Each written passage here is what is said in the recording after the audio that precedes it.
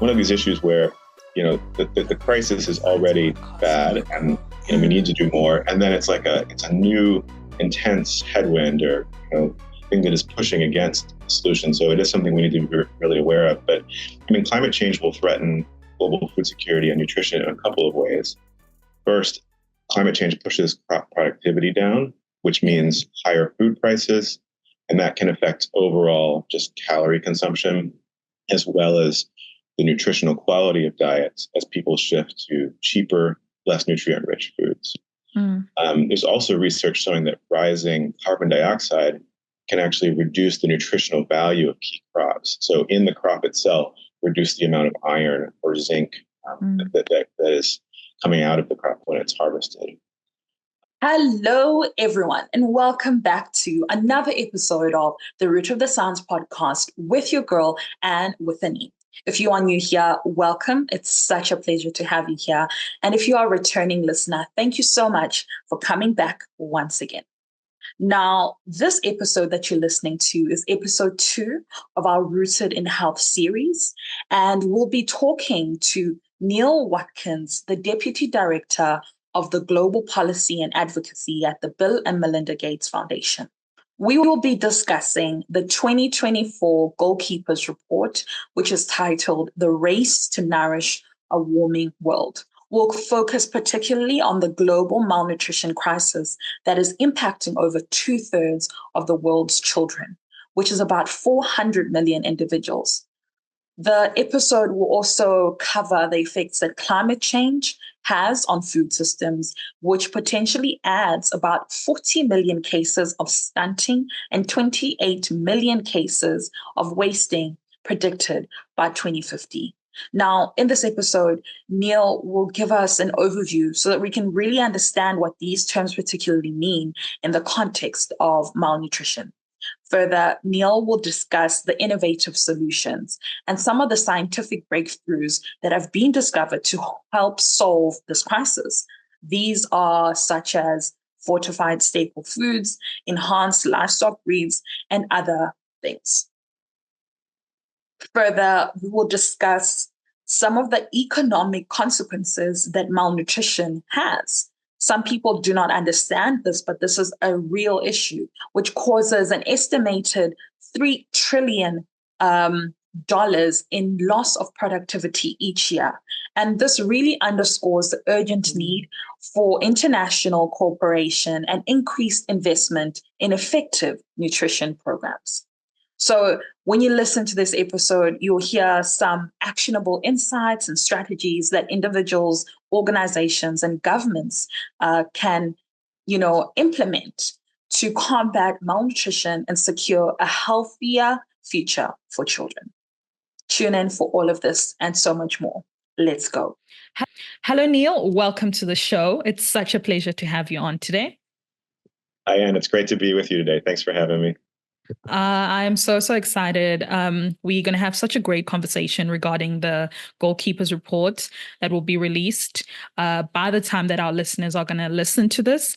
For those who might not know, the report is titled "The Race to Nourish a Warming World." So we're really speaking on issues of malnutrition. So I think let's start at the beginning. Whenever people think of malnutrition, there's that stereotypical image of a starving child. But I know that there are different forms of malnutrition. So could you please just sort of paint that picture for us as we start this conversation?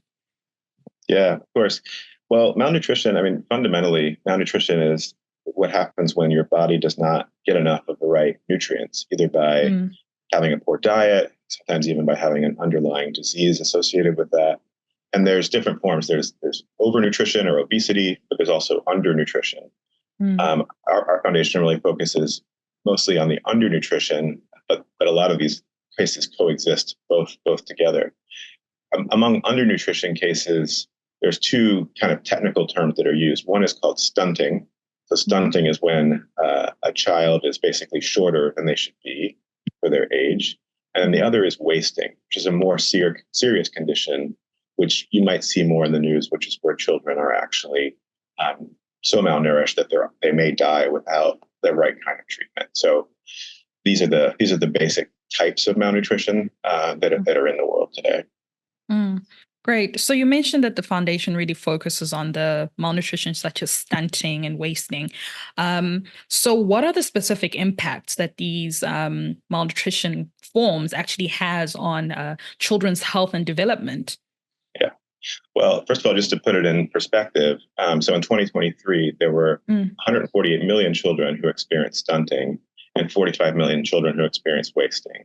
And when children don't get the right nutrients, the development of their brains and their bodies is interrupted. So not only that they can't eat or that they're hungry, but that actually affects their brain development. It's also a big impact on broader health. So malnutrition is actually the underlying cause of nearly half of child deaths. So that if you're malnourished, your ability to fight other diseases that might come along is actually greatly weakened. So if you think about this, the impact on the child, mother, and the family is huge. And it's also a huge impact on whole countries and their economic potential. Because if you have kids who are stunted or whose brain development as a result is slower, then your ability to get a good job and contribute to the economy is lower as well. So tackling this problem is super important for all kinds of reasons, whether it's overall health or economic development or even the prosperity of countries. We're really going to get into that a little bit later, but I just want us to maybe focus on some of the numbers that have been coming out in the report, which was really shocking to me. You already touched on it, but according to the report, over 400 million children aren't getting enough nutrients and they are malnourished. So what are some key statistics and maybe data on malnutrition globally first that are key takeaways for our listeners to really sort of like get their teeth into it, to really understand what this means? Yeah, well, I think you hit the big one. 400 million children, that's 2/3 of the planet's kids, aren't getting the nutrients they need to grow and thrive. And it's also there's also another kind of hidden hunger which exists, which is those children that maybe are not stunted or wasted, but they don't have the essential vitamins and minerals like iron or iodine or vitamin A.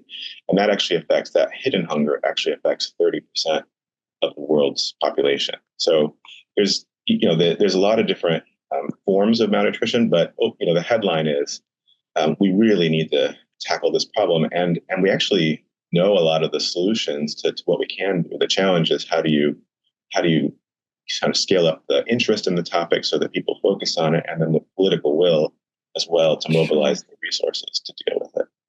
Yeah, sure. I mean, it's such a long cascading issue that needs a lot of involvement of various sectors.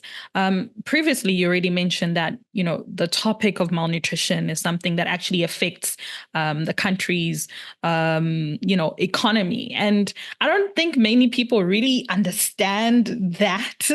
Even for me, when I was reading the report, I was like, okay, I didn't know that there is a correlation. So, can you tell us some of the financial deficits that actually lead, that can be led to low productivity, like globally? Yeah, it has a huge impact. I mean, this is one of those untold stories I think you don't hear very much about in the news. But the World Bank found that $3 trillion is lost in productivity each year due to malnutrition, limiting people's physical and cognitive abilities. And in low-income countries in particular, that can be as much as 16% of GDP that is unrealized because the population is not nourished enough to be able to contribute in the way they could to the overall economy. So, if you take a country and you have a population of stunted kids they're going to be less likely or less able to learn, to get into college, to then contribute to the overall economic potential of the country. So it is really, most people think of it as a health issue, but it's actually it's an economic issue. It's a growth issue. That there's a lot. There have been a number of studies that have shown this. One of the leaders on this issue in Africa that's been talking about it has been the African Development Bank and Akin Adesina, who started a network of African leaders for nutrition that brings together finance ministers and other leaders, because they realize this is not just a health issue. It is an important health issue, but it's actually one of those health issues that, if you think of it in the longer term, really defines your economic trajectory as a country. And I think that's an argument that that a lot of the leaders will hear and listen to, sometimes even more than the health arguments. Yeah, sure. Because I suppose the money aspect talks in the long run, because this is going to be your population, your working population, 20 years time, etc. So it's quite interesting that, something that might be same, particularly rather for low income countries where already it's a problem, low productivity, and now added to this issue, it keeps on getting more difficult. I wanted us to maybe uh, talk on some of these things, on the idea of the coordinated efforts. You already spoke to it, that the politicians maybe now can start understanding, once we bring in the economics of it. What are some of the coordinated global efforts, rather, and policy alignment are there in place currently to start addressing this crisis, particularly for vulnerable populations? Yeah.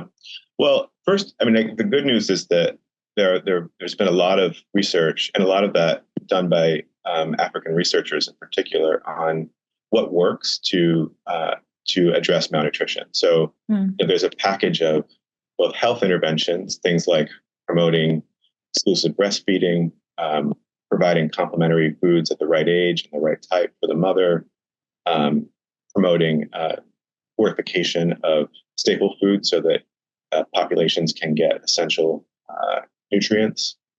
So there's on the one thing I'd really noticed, there is a good body of evidence on the sorts of practices that really work. Another important area is having a nutritious food system. So many people in low-income countries don't get enough access to safe, affordable, nutritious food, right? So things like vegetables, animal source proteins. So, ultimately, if we want to address malnutrition in a sustainable way, we need to transform our food system to actually make access to those really critical, good foods, those nutrient-dense foods, your vegetables, your fruits, your animal source protein, more available for the poorest populations. Right now, the biggest barrier is that those foods are simply too expensive, or people can't access them. It's a lot cheaper to get, a bag of crisps, or, some kind of food from the local kiosk than it is to get fresh fruit, right? Or affordable. And these things cost a lot more. So overall, we need to bring those things, the price and the cost of a healthy diet down. But in the meantime, that's going to take some time and some effort, and transforming a food system is not easy. But in the meantime, there's also some things that you can do that can actually help address people where they are. So, one example that we talk about in the report is an antenatal vitamin. It's something called multiple micronutrient supplements. In the U.S. and Europe and everywhere else, mothers have these antenatal pills, and they take them when they're pregnant, and it does wonders for their own health and for the baby's nutritional outcomes.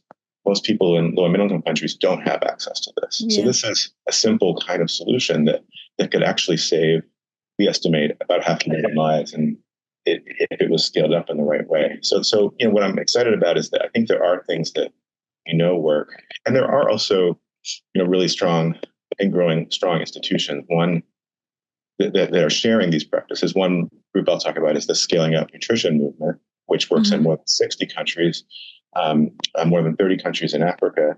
And it's really about strengthening governments that want to take leadership on this, to share best practices, what works, what has worked in, for example, Cote d'Ivoire, that can then share that with Zambia, for example, on what they've learned. So it's kind of a peer-to-peer exchange network that's really helping, countries do what needs to be done to address malnutrition. Yeah. So are people receptive to learn from each other, for this group sharing that, hey, we have this initiative here, it's worked like this, would like to share it with you? Or are there some barriers? Because I suppose, the whole thing with when you have a really great innovation is a scaling, whether you're scaling it up and you're scaling it out. So how has that been in terms of the sharing of these successes to other parts that desperately need these innovations? Yeah, I think there's always more that can be done.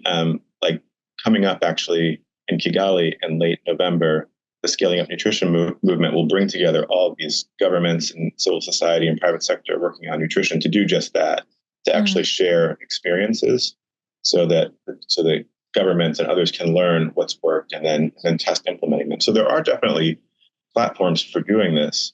But you asked about barriers. I mean, this is not easy, right? And one of the challenges with the nutrition problem is that, in a country there isn't a ministry of nutrition, right? There's a nutrition sits in the health ministry, but it's also really important the agriculture ministry have a strong focus on nutrition. It's also really important the social protection, entity really focuses on nutrition. There are so many. It has to be a coordinated approach in a government, and that's really often hard to do, because every entity has their own interests. So where we've seen this work really well is where, let's say, the prime minister or the president's office creates, a single point of contact, an empowered person that can actually convene people in a government to agree on some of these practices that then can get scaled up. Yeah. No, I was actually going to ask you about that, most governments have got competing interests for funds, for funding investment, right? Already, like you rightfully said, there's health, there's agriculture, there's so many things.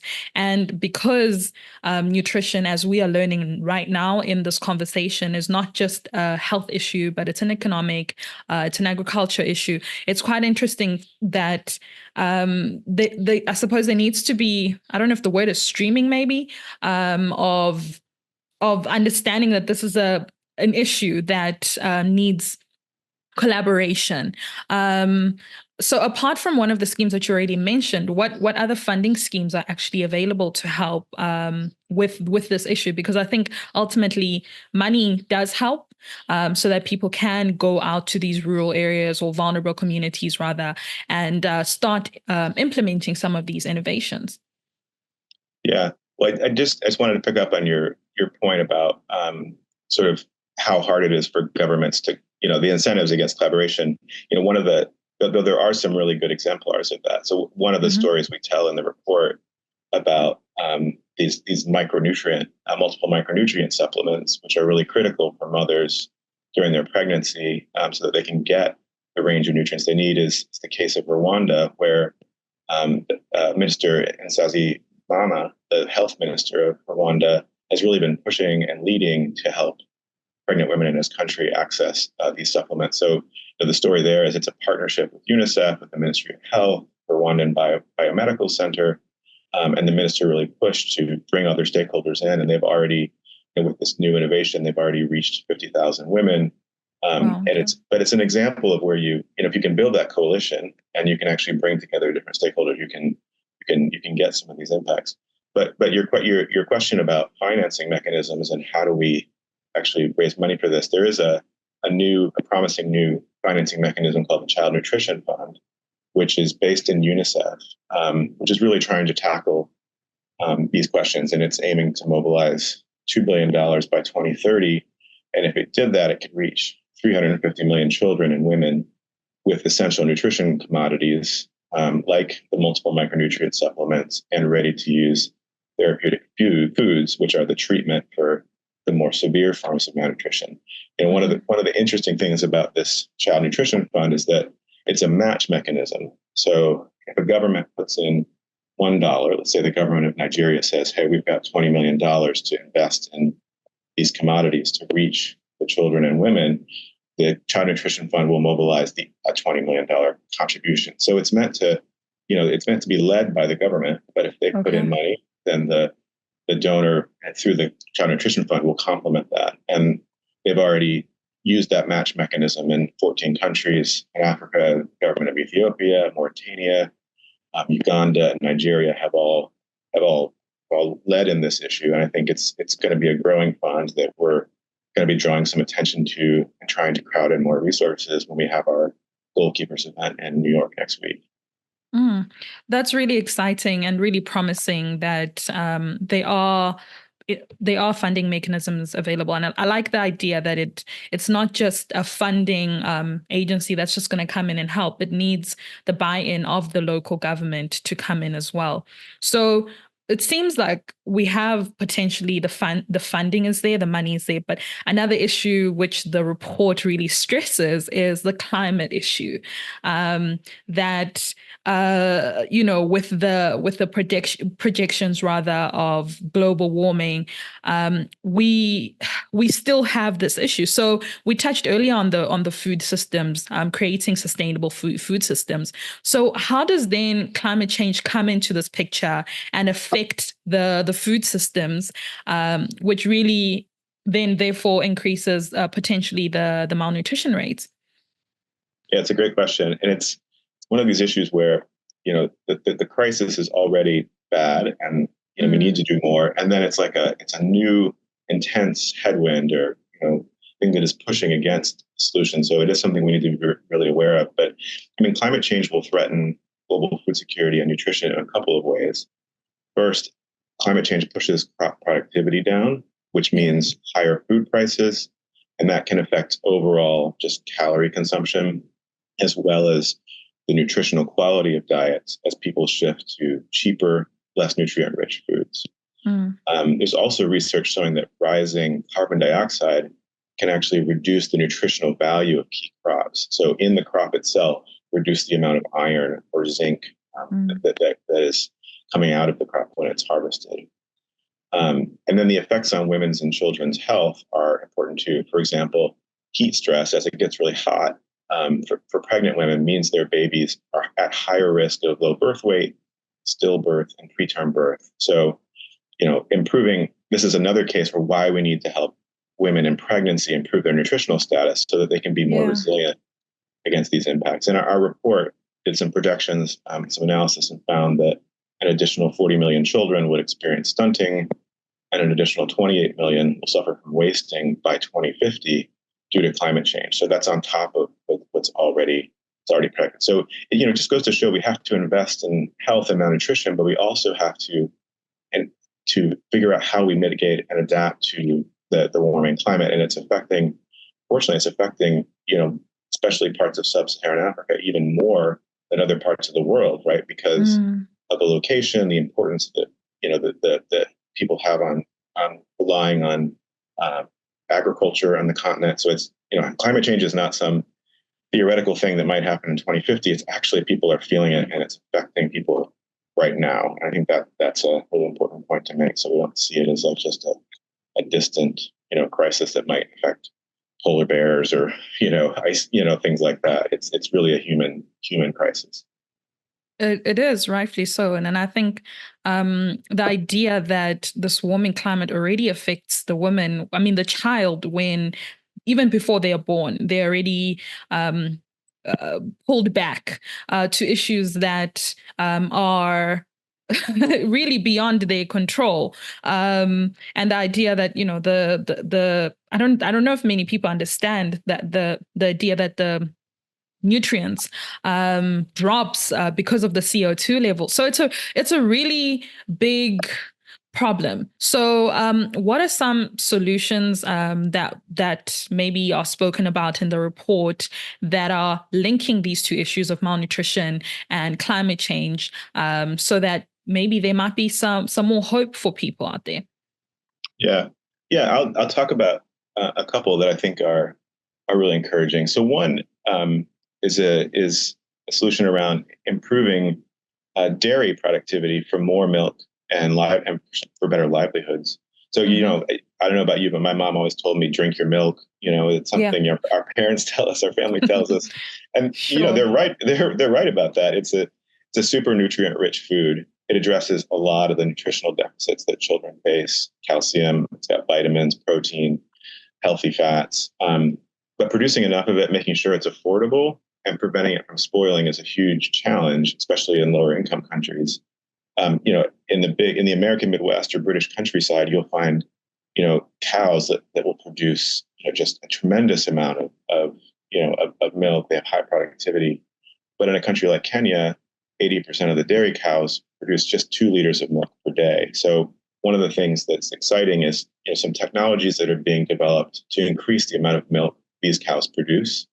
Some of those technologies use DNA and data to help farmers select cows that give birth to more productive offspring. Others help farmers produce more high quality forage or repurposed crop waste, both of which can be used as nutritious cow feed. So we have some projects that we've supported in partnership with the ILRI, the Institute for Livestock, International Livestock Research Institute. And in those, but the number of Kenyan cows now producing 6 to 10 times more milk than they were before. So that's more milk to drink at home, but it's also more income for dairy farmers and vendors, most of whom are women. It's also really good for health. So we commissioned some research that found if you improved dairy productivity in just 5 countries, you could prevent as many as 109 million cases of stunting by 2050. So, these are the kind of, they're innovations. They're not so difficult. They're not so, futuristic, but they're really important if you can help, dairy farmers actually improve the productivity of their animals and get more milk for their nutrition. And this is really led by, for example, in the report, we interview a dairy farmer, Philetta Kemboe in Kenya, who tells the story of how, with this support, she was able to care for cows, expand her business, and provide for her family. So I think that's a super, super exciting one. And it's one now that the Kenyan government, through the Kenyan Dairy Board, is going to be hopefully scaling up in multiple counties across Kenya. Yeah. Another one that I also really found interesting as an example in the report was the stock cubes that are being used. Could you care to talk more a little bit about that one? I think it's pretty interesting. Yeah, so this is another innovation which is about large scale food fortification. Yeah, and this is a super old technology. And this is again looking at, especially with fortification of staple foods, you can address micronutrient deficiencies. Vitamin A deficiencies, for example, are the leading cause of childhood blindness. Folate deficiencies cause neural tube defects. And so, just before I get to your question about this new innovation, just to tell the story, I mean, in the United States and other rich countries, iodized salt, which is a fortified kind of salt, has been sold in supermarkets since the 1920s. And it's been a hugely successful intervention against iodine deficiency disorders. It's led to the virtual elimination of iodine deficiency and the improvement of IQ scores, actually, of people in countries throughout the world. So now almost 90% of the population in the world uses iodized salt. So this food fortification is a tool, and we're looking at ways with particularly the Nigerian Ministry of Health in Nigeria to look at fortifying bouillon cubes, because in Nigeria, about 90% of the population uses bouillon to actually, make food. Yeah, to cook with. So it's already out there in the system. So what we're looking at with the Ministry of Health and some other partners is fortifying those bouillon cubes with iron, with folic acid, with zinc, vitamin B12. And we think if that were to be scaled up, you could avert 16 million cases of anemia and even half of all deaths in stillbirths due to neural tube defects. So it's kind of one of these, one of these innovative approaches that, again, goes to what people are eating and figures out how do you really use those consumption patterns to really bring in some of those missing nutrients that are so critical. Of course, you don't want to do that just by itself. You also, as I said earlier, you need that whole nutritious food system, right? But in the interim, how do we get those nutrients really to people that need them? And doing something that's immediate. Because I think sometimes the issue is that when you bring in something completely new, there is that hesitancy, but this is something that, for example, like these bouillon cubes in Nigeria or any other part of the world, people use them, and it's not something that you have to dress up and, get people advertised. It's something that's already being used. And even the idea of the milk, people know milk. You don't have to sell me on it. Like we rightfully said, our parents have been telling us there's calcium in milk. So I think it's really important. And I like the fact that some of these innovations are are innovations that people already know, are innovations that really speak to the communities. And I think that's really important, right?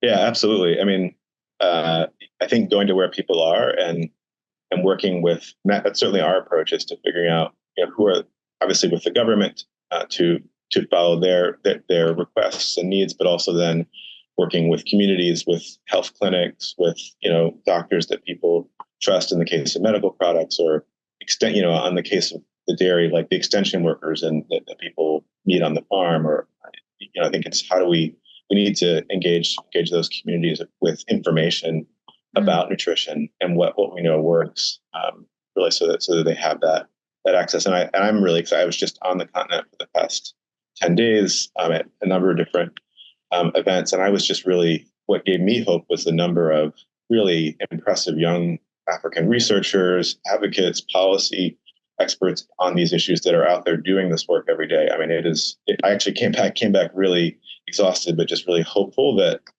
there's a generation of young leaders out there that are actually pushing these issues. It's not easy, it's complex, but that's the way this is going to get changed, is by that generation really tackling these issues. Yeah. It's been such a wonderful conversation, Neil. And as we wrap up, I love the fact that you already brought in the people aspect. So let's talk about that in my final question. What roles do individuals like myself, or somebody who's listening, we've spoken about the organizations and the governments already, but how does somebody who is not up there, what role can they play in mitigating malnutrition in their world, in their community, where they feel like, hey, I actually want to be part of this mission, and really, like the report is titled, really be part of this race to nourish this warming world that I live in? Yeah, no, it's a great question. I think it is, it's about a few different things. One is obviously doing as much as you can to learn yourself about the issues and educate yourself.